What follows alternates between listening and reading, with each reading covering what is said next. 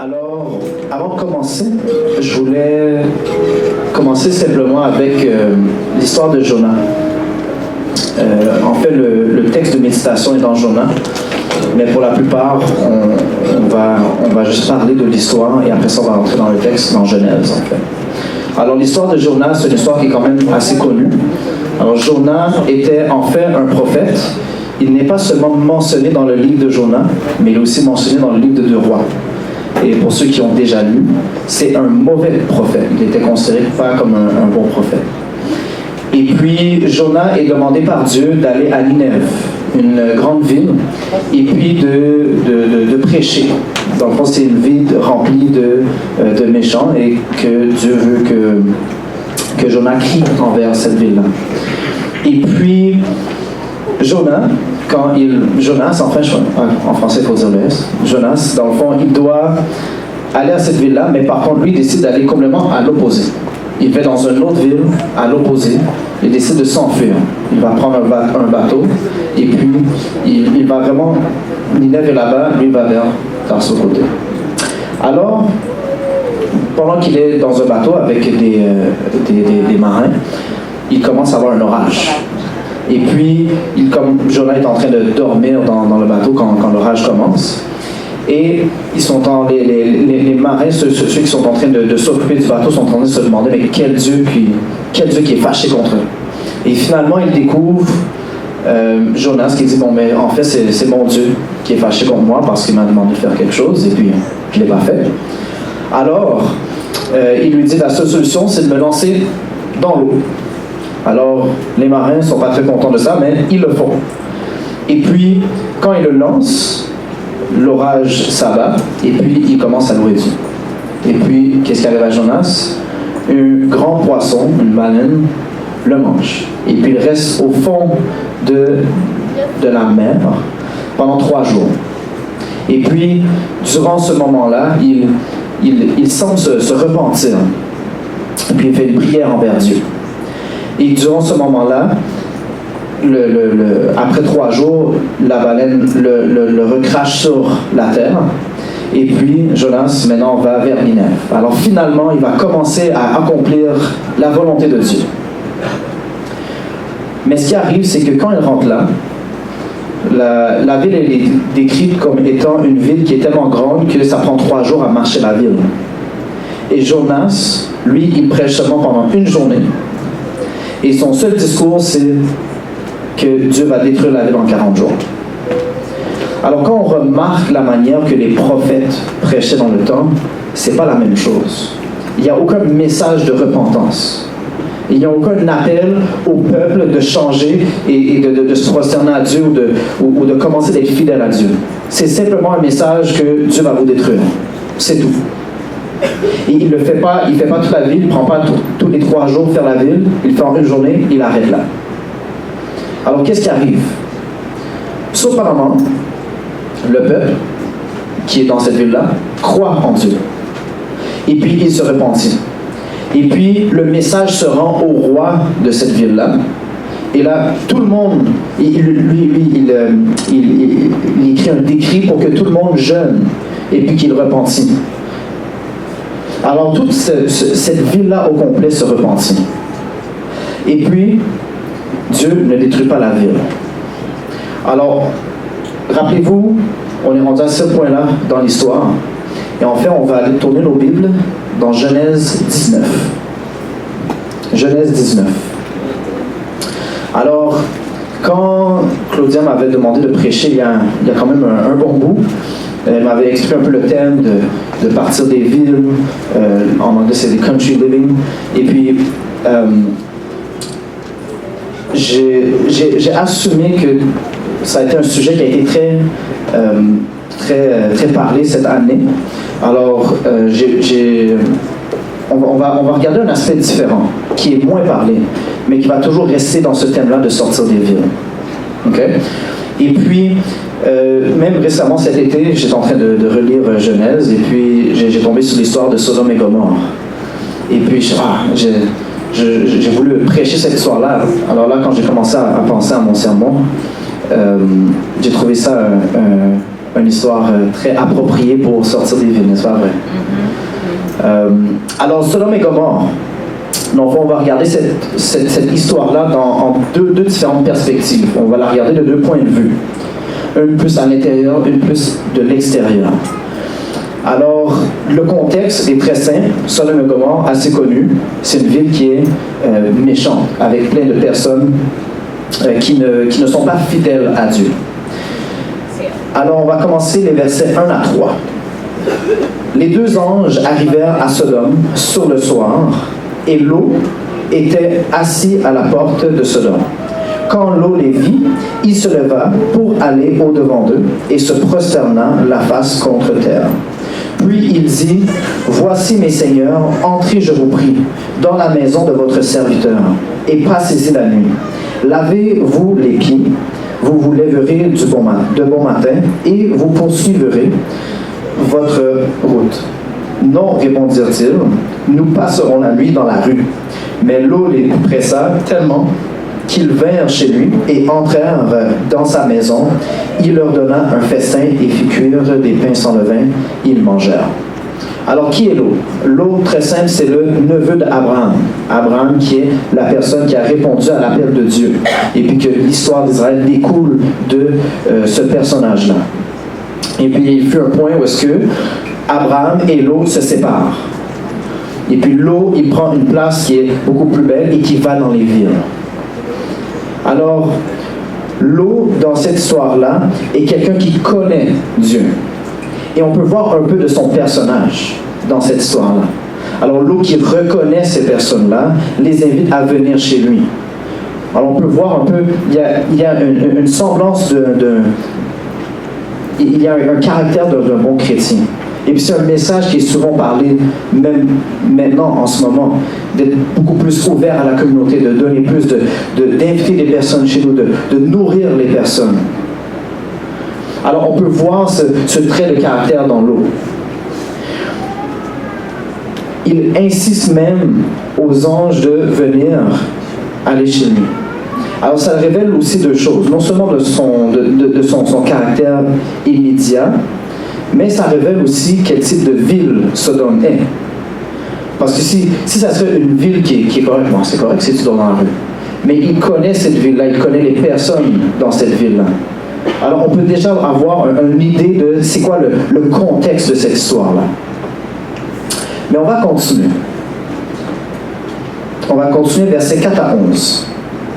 Il n'était pas encore couché que les gens de la ville, les gens de Sodome, entourèrent la maison, depuis les enfants jusqu'aux vieillards. Toute la population était accourue. Ils appelèrent Lot et lui dirent, « Où sont les hommes qui sont entrés chez toi cette nuit? Fais-les sortir vers nous pour que nous les connaissions. » Lot sortit vers eux à l'entrée de la maison et ferma la porte derrière lui. Il dit, « Mes frères, je vous prie, ne faites pas le mal. Voici, j'ai 2 filles qui n'ont point connu d'homme. Je vous les amènerai dehors et vous leur ferez ce qu'il vous plaira. Seulement ne faites rien à ces hommes, puisqu'ils sont venus à l'ombre de mon toit. » Ils dirent, « Retire-toi. » Ils dirent encore, « Celui-ci est venu comme un étranger et il veut faire le juge. Eh bien, nous te ferons pire qu'à eux. » Et pressant Lot avec violence, ils s'avancèrent pour briser la porte.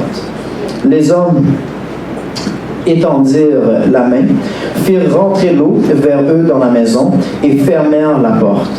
Ils frappèrent d'aveuglement les gens qui étaient à l'entrée de la maison, depuis le plus petit jusqu'au plus grand, de sorte qu'ils ne se donnèrent une peine inutile pour trouver la porte.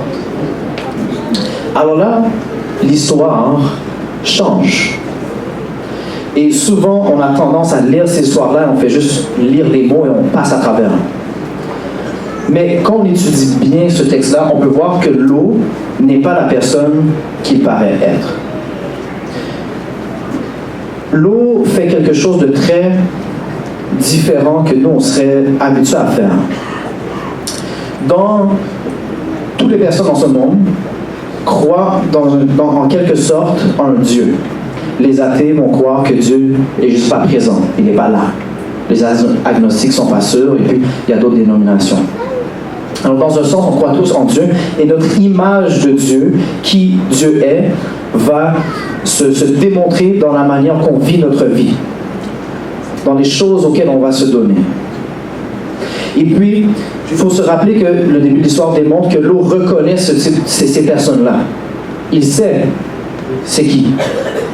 Il sait que c'est des envoyés de Dieu. Et puis la manière que Lot essaie de protéger les personnes de Dieu, c'est en donnant sacrifice de ses filles. La question se pose, quel type de Dieu que Lot sert pour qu'il puisse penser que Dieu serait content qu'il donne ses filles à ces personnes-là pour faire ce qu'ils veulent? C'est pas l'image que Lot a de Dieu, n'est pas l'image que nous, on devrait avoir de Dieu, et ce n'est pas l'image que Dieu révèle de lui-même. Alors on commence à voir que Lot ne voit pas Dieu, n'est pas si... que l'image que Lot est en train de les nourrir et de les accommoder, il y a quand même quelque chose qui manque. Parce que nous connaissons tous des personnes qui ne croient même pas en Dieu, mais qui agissent de la sorte. Alors, être gentil, c'est pas la seule chose, que Lot est en train de révéler d'autres choses par rapport à son image de Dieu. Et puis, remarquez aussi qu'à ce point-là, les anges performent un miracle. Alors, à ce point-là, ce qui arrive, c'est que Lot sort, il ferme la porte derrière lui pour pas que les personnes rentrent, et puis ils essaient de négocier avec eux, non, de ne pas prendre les anges, de ne pas les connaître. Nous savons ce que ça veut dire, comme connaître, bibliquement. Et puis, c'est les anges qui sauvent Lot. C'est les anges qui aveuglent ces personnes. Alors, ce point-là, c'est plus... Si on verrait quelqu'un aveugler un groupe de personnes juste devant nous, on sait que c'est surnaturel. On peut déjà assumer ça. C'est la même chose dans ce temps-là. Alors, on va continuer. On va se rappeler, on est rendu à un point où est-ce que les anges viennent de performer un miracle. Alors maintenant, qu'est-ce qui arrive? Alors, il y a Lot, il y a les anges avec la famille dans la maison. Versets 12 et 13. Les hommes dirent à Lot, « Qui as-tu encore ici? Gendre, fils et filles, et tout ce qui t'appartient dans la ville, fais-les sortir de ce lieu. Car nous allons détruire ce lieu, parce que le cri contre ses habitants est grand devant l'Éternel. L'Éternel nous a envoyés pour le détruire. » Alors maintenant, à ce point-là, les anges révèlent à Lot, c'est quoi leur intention? Qu'est-ce qu'ils vont faire? Ils vont détruire la ville. Parce que cette ville, elle est remplie de méchanceté. Alors, cet environnement que Lot est dedans va avoir une influence particulière sur Lot. Et le caractère de Lot va se révéler encore plus pendant qu'on va continuer l'histoire. Mais il faut savoir qu'à ce point-là, les anges donnent un commandement très clair à Lot. Il n'y a pas de peut-être, il n'y a pas de voici ce qui va arriver, tu dois sortir de la ville. Voici ce qui va arriver. Elle va être détruite. C'est très clair. Alors, qu'est-ce que Lot va faire? Juste avant, principe très important à se rappeler. Remarquez que Dieu, à tout moment dans la Bible, utilise des personnes pour faire son œuvre. Il faut se rappeler de ça, parce que non seulement cette histoire révèle le caractère de Lot, mais ça révèle aussi le caractère de Dieu. Parce que Dieu lui-même, Dieu qui est amour, est lui-même une relation. Il a bâti, il a créé un monde basé sur les relations. Alors Dieu, durant toute l'histoire de la Bible, c'est pas juste Dieu qui fait des actions. C'est Dieu qui utilise des personnes et qui fait des actions.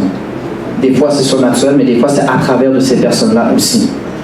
Que ce soit Paul, Pierre, peu importe. Ancien ou Nouveau Testament.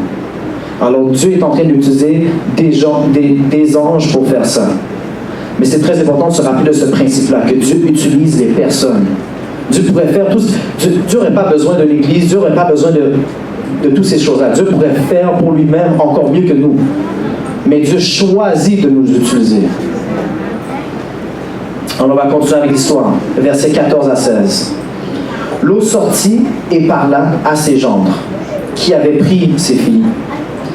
Levez-vous, dit-il, sortez de ce lieu, car l'Éternel va détruire la ville. Mais aux yeux de ses gendres, il parut plaisanter. Dès l'aube du jour, les anges insistèrent auprès de Lot, en disant, « Lève-toi, prends ta femme et tes 2 filles, qui se trouvent ici, de peur que tu ne périsses dans la ruine de la ville. » Et comme il tardait, les hommes le saisirent par la main, lui, sa femme et ses 2 filles, car l'Éternel voulait l'épargner. Et ils l'emmenèrent et le laissèrent hors de la ville. Alors, à ce moment-là, une fois qu'ils ont révélé à Lot qu'est-ce qu'il doit faire, Lot va voir, quand ça dit ses jambes, en anglais c'est un peu plus clair, là, c'est son-in-law. Dans le fond, c'est le beau-fils. Alors, dans le fond, il avait d'autres filles qui étaient mariées à des personnes dans cette ville-là. Il va les voir pour les faire sortir de la ville. Et à ce moment-là, j'avais eu cette discussion-là avec quelqu'un avec quelqu'un récemment, quand on parlait de cette histoire-là, et la personne a fait ressortir quelque chose de quand même très fascinant, c'est que la réaction des beaux-fils, c'est qu'il rit. Il rit. Et on peut regarder ça de 2 manières. On peut voir ça comme si, oh, il ne croit pas. Mais le texte, dans son contexte, révèle aussi quelque chose d'autre. Est-ce que Lot, quand il dit ça, il paraît convaincant? Est-ce que Lot lui-même, il est convaincu de ce message? Parce que dans la Bible, il n'est pas convaincu. Parce que Lot est en train de tarder. Ça le dit clairement, les anges insistèrent auprès de Lot. Ils doivent insister en disant « Lève-toi ». Et puis à la fin, ils doivent le prendre complètement. Parce qu'il est en train de tarder, il est en train de rester là. Alors Lot lui-même n'est pas convaincu de ce message-là.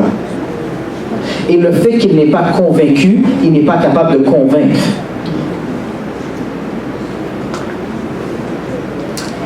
Alors, pourquoi est-ce que Lot...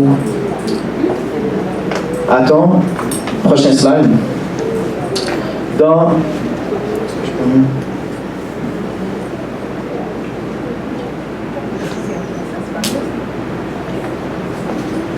Ok, parfait. Quand... Ça, c'est en Patriarche et Prophète. J'ai pas mis le numéro de la page parce que si vous voulez aller voir, mais vous pouvez lire le livre vous-même. Patriarche et Prophète.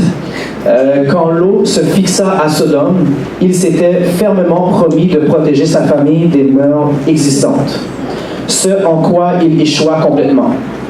Il ne sut pas même se préserver personnellement des influences corruptrices qui l'entouraient.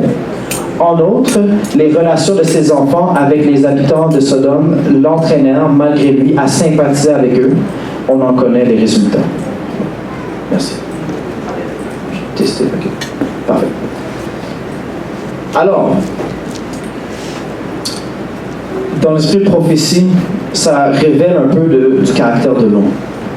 Alors, ça révèle que Lot, oui, en effet, il connaissait Dieu. Il pensait qu'il allait faire la bonne chose, qu'il allait partager, disons, la parole. Mais ça révèle aussi quelque chose d'autre. Ça révèle que Lot a échoué de faire ça. Parce qu'à ce moment-là, il manque de foi. C'est lui-même qui se laisse influencer par son environnement. Et c'est toujours fascinant, surtout parmi les jeunes, dépendamment d'où est-ce qu'on va, mais c'est fascinant de savoir qu'il y a des personnes qui nient encore ça. Même, on peut prendre les plus païens des païens, ils vont dire la même chose. La psychologie dit la même chose, que l'environnement influence nos croyances. Alors, où est-ce qu'on se situe, où est-ce qu'on se place, va toujours avoir un impact sur nous. À tout moment. On ne peut pas le nier. Et c'est encore lié à ce principe-là que Dieu nous a créés d'une manière d'être relationnel. Alors, c'est ça le danger d'une relation. C'est que de la même manière que je peux pousser de l'influence d'un côté, je reçois aussi l'influence de l'autre.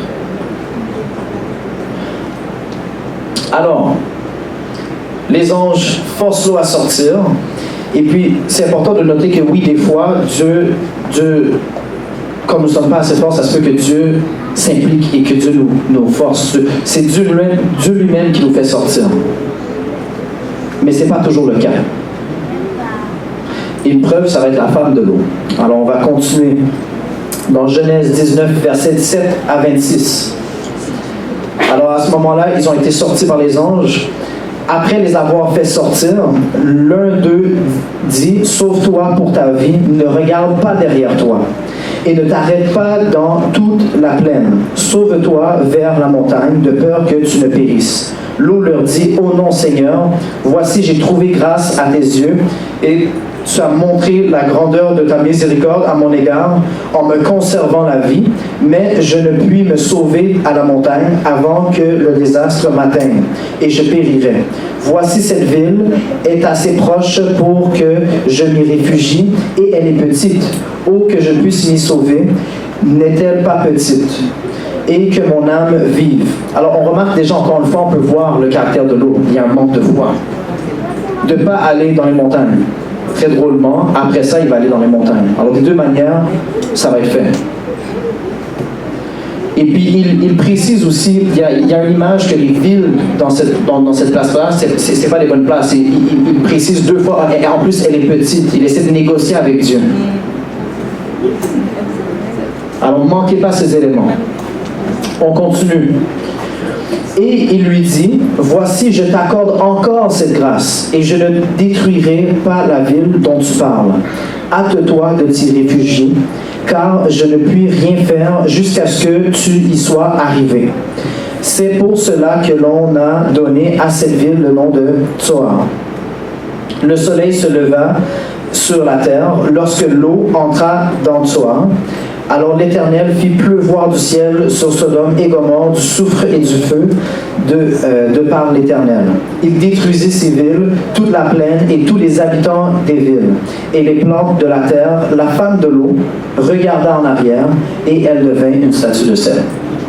Alors, les anges avaient dit, « Regardez pas derrière. » Qu'est-ce que la femme fait? Elle regarde derrière. Elle devient la statue de sel. Très important. Souvent, quand on lit cette histoire-là, on pense que on a l'impression, et c'est une vraie impression, que la femme de l'eau était juste attachée aux choses de ce monde. Mais il y a aussi un plus grand point qui est manqué. Prochain. Excellent. Si l'eau n'avait manifesté aucune hésitation, alors qu'on parle ici initialement, même dans la Bible, alors tout le long, il manque de foi, il y a l'hésitation. C'est quoi le résultat? S'il avait obéi à l'avertissement sans plainte ni murmure et s'était courageusement dirigé vers la montagne désignée, son exemple eût sauvé sa femme du péché qu'il a perdu. Elle aurait eu la vie sauve. Mais les tergiversations de son mari avaient atténué dans son esprit l'importance de l'appel divin. Alors, ce que ça veut dire, c'est qu'il a trop hésité, il a tardé, et son influence sur sa femme a fait en sorte qu'elle perde. Alors, souvent, on oublie cet aspect-là. Et surtout dans des relations beaucoup plus proches avec mari et femme, et les parents et les enfants. Nous pouvons, en étant un mauvais exemple, nous pouvons devenir une occasion de chute pour les personnes. Alors, qu'est-ce qui arrive maintenant? Si l'eau serait pas retournée, si l'eau aurait été dans les montagnes, si l'eau aurait écouté, il aurait pu sauver sa femme et sa famille aurait été dans les montagnes. C'est bon d'être gentil, comme au début de l'histoire, c'est encore mieux d'être obéissant. C'est facile d'être gentil dans le monde qu'on vit. Il y a plein de personnes qu'on peut considérer par nos normes à nous gentils. Et c'est correct d'avoir un message qu'il faut donner, qu'il faut aider. Mais notre message doit aussi être qu'il faut obéir. C'est très important de ne pas juste faire des actions générales de bonté, mais faire les actions que Dieu nous a attribuées à nous proprement. Alors on va continuer. Quand Dieu dit à Lot de partir, ce que Lot aurait dû faire, c'est de partir tout de suite. Un bon exemple est l'exemple Rebecca. Quand Eliezer va chercher une femme pour Isaac, le fils d'Abraham, il lui dit tous les signes, voici pourquoi je sais que Dieu t'a choisi. Et quand sa famille, parce que sa famille essaie de négocier avec Eliezer, le serviteur, pour le faire rester plus de jours, pour que Rebecca reste plus de jours, tandis qu'ils ont eu les signes que oui, c'est ça la volonté de Dieu, Rebecca dit non, on va y aller. Et elle y va tout de suite. Alors la dynamique, elle est différente. C'est cette dynamique-là qu'on doit avoir avec Dieu quand Dieu nous dit de faire quelque chose, d'obéir maintenant. Alors maintenant, l'autre partie de l'histoire. L'autre partie de l'histoire, on va faire retourner en arrière, mais juste avant, on va lire 3 versets pour savoir pourquoi est-ce qu'on retourne derrière. Alors l'histoire ne finit pas là, ça continue. Abraham se leva de bon matin pour aller au lieu où il s'était tenu en présence de l'Éternel. Il porta ses regards du côté de Sodome et de Gomorrhe, et sur tout le territoire de la plaine. Et voici le vit s'élever de la terre une fumée comme la fumée d'une fournaise. Lorsque Dieu détruisit les villes de la plaine, il se souvint d'Abraham. Il fit échapper l'eau du milieu du désastre, par lequel il bouleversa les villes où l'eau avait établi sa demeure. Alors, durant l'histoire de l'eau, on peut voir c'est par la grâce de Dieu, la grâce de Dieu. Et puis, à la fin, ça révèle pourquoi est-ce que Dieu a la grâce. C'est pas qu'il n'aimait pas l'eau, mais c'est surtout le fait qu'il se souvient d'Abraham. Quand on parle d'influence, des fois, Dieu peut même sauver quelqu'un d'autre juste parce que nous, on essaie de notre mieux de le sauver. On minimise l'influence que nous, de notre manière, on peut avoir un impact sur les autres. Alors cette partie-là de l'histoire, elle est très facile, sortir des villes. Mais ce n'était pas ça le plus grand message du sermon. Parce que Abraham, pourquoi est-ce qu'il se souvient d'Abraham? De quoi exactement que Dieu se souvient d'Abraham? Ça, c'est dans le chapitre avant. Alors, Genèse 18, verset 20. Genèse 18, verset 20, ça c'est une place où est-ce que l'Éternel va voir Abraham et sa famille. Il dit que dans un an, vous allez avoir un enfant. Et puis, il révèle après ça à Abraham, parce qu'il dit, Abraham, c'est mon serviteur, je vais révéler c'est quoi ma volonté. Je vais détruire Sodome et Gomorrhe. Et Abraham se rappelle de l'eau. Et il négocie avec Dieu, mais s'il y a seulement 50 personnes qui sont bons, sauve la ville. Il négocie jusqu'à 10. S'il y a au moins 10 personnes qui sont bons, épargne la ville. Dieu, on s'entend, sait qu'il n'y a même pas 10 personnes. Il y en a comme même pas 4, parce qu'il y en a un qui est pas là. Et puis on connaît aussi l'histoire d'après. Mais par contre, Dieu accepte. Et puis, quand Dieu, il dit qu'est-ce qu'il va faire, voici ce qu'il dit. Verset 20 à 21. Et l'Éternel dit, le cri contre Sodome et Gomorrhe est accru et leur péché est énorme. C'est pourquoi je vais descendre et je verrai s'ils ont agi entièrement selon le bruit venu jusqu'à moi, et si cela n'est pas, je le saurai. Alors, je trouve ces versets-là fascinants, parce que l'image de Dieu qui est entamée par le texte, c'est que Dieu écoute les prières, mais qu'il va voir pour lui-même. Il ne fait pas juste prendre des accusations envers quelqu'un. Il va voir lui-même, il négocie avec Abraham, et il va sauver l'eau lui-même. C'est un Dieu qui est présent. Parce que dans son contexte, Dieu aurait pu facilement juste détruire la ville. Ils sont tous méchants. Il a demandé aux gens de sortir. Mais ce n'est pas ce que Dieu fait. Dieu lui-même va chercher les personnes et va les amener dehors. Dieu s'implique lui-même dans ce procès. Alors, Dieu lui-même visite les villes de péché pour voir s'il y a quelqu'un à sauver. Souvent, on parle de sortir des villes. Et on parle de ne pas s'attarder de sortir d'une ville. Mais on oublie aussi les gens qui lui sont dedans. C'est pour ça que le titre, c'est « Ne t'attarde point, mais n'oublie point ». Parce qu'il y a des personnes auxquelles que nous, après ça, on doit retourner pour évangéliser et les faire sortir. Et les faire grandir.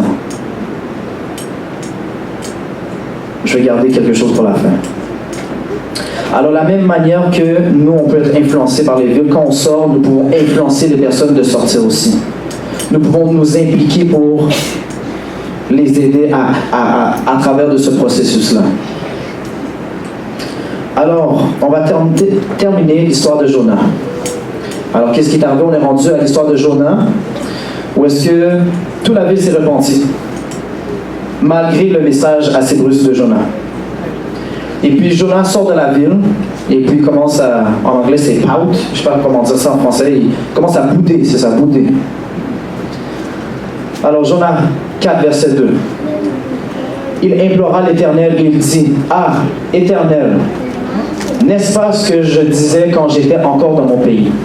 C'était que je voulais prévenir en fuyant à Tarsis, car je savais que tu es un Dieu compatissant et miséricordieux, lent à la colère et riche en bonté, et qui te répand du mal. » Alors la raison pour laquelle Jonas ne voulait pas y aller, c'est parce qu'il savait que Dieu allait les sauver.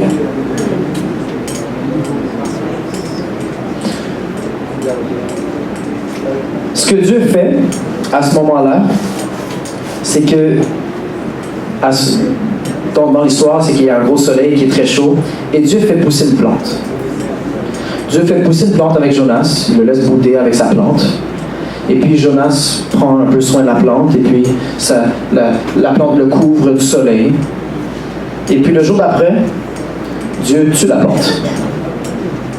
Puis là, Jonas, oh, tu me donnes une plante? Là, tu la tues. Alors voici la réponse de Dieu.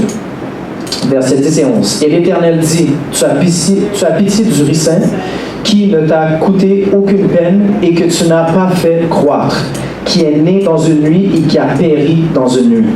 Et moi, je n'aurai pas pitié de Ninève, la grande ville dans laquelle se trouvent plus de 120 000 hommes qui ne savent pas distinguer leur droite de leur gauche et les animaux en grand nombre. Souvent, le message chrétien peut être dilué. Et il y a comme une certaine image où est-ce que c'est le salut est non seulement personnel, mais il est rendu égoïste. Autant que moi, je suis sauvé, je suis bon, je suis correct.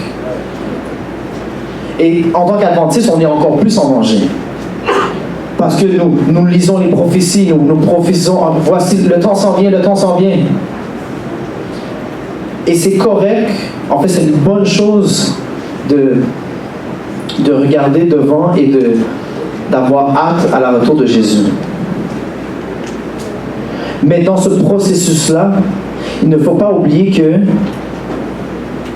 le fait qu'il tarde, c'est pour sauver plus de personnes.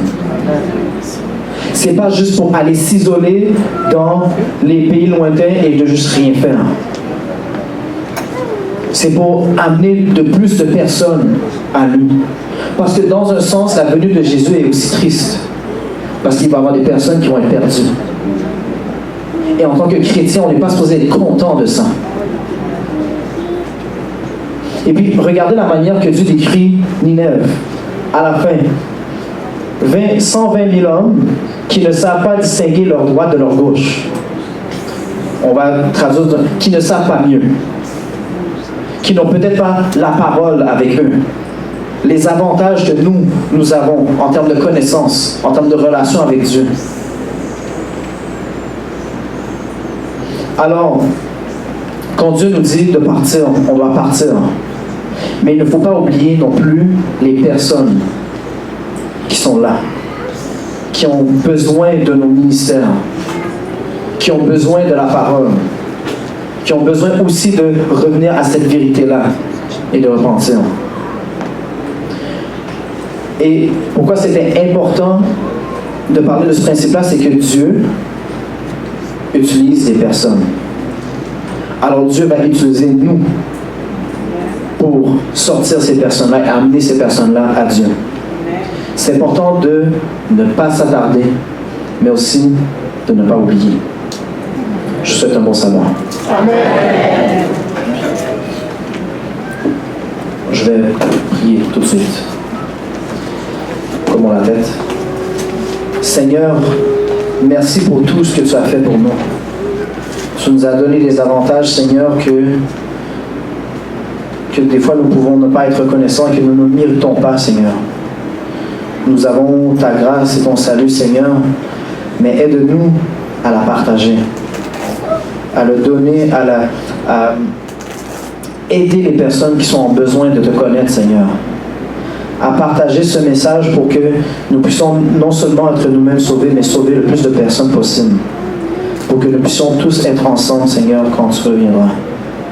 Seigneur, aie pitié de nous, aie pitié de nos péchés, Seigneur, et aide-nous toujours à obéir ta voix et à être fidèles à toi. Et de ne pas tarder sur nos ministères que tu nous as placés devant nous. Seigneur, fais en sorte que ce sabbat soit un moment de repos, mais aussi un moment de méditation. Fais en sorte que nous puissions partager toutes les bonnes choses que tu nous as données. Merci encore pour tout ce que tu as fait pour nous. Dans mon nom, ton Fils Jésus. Amen.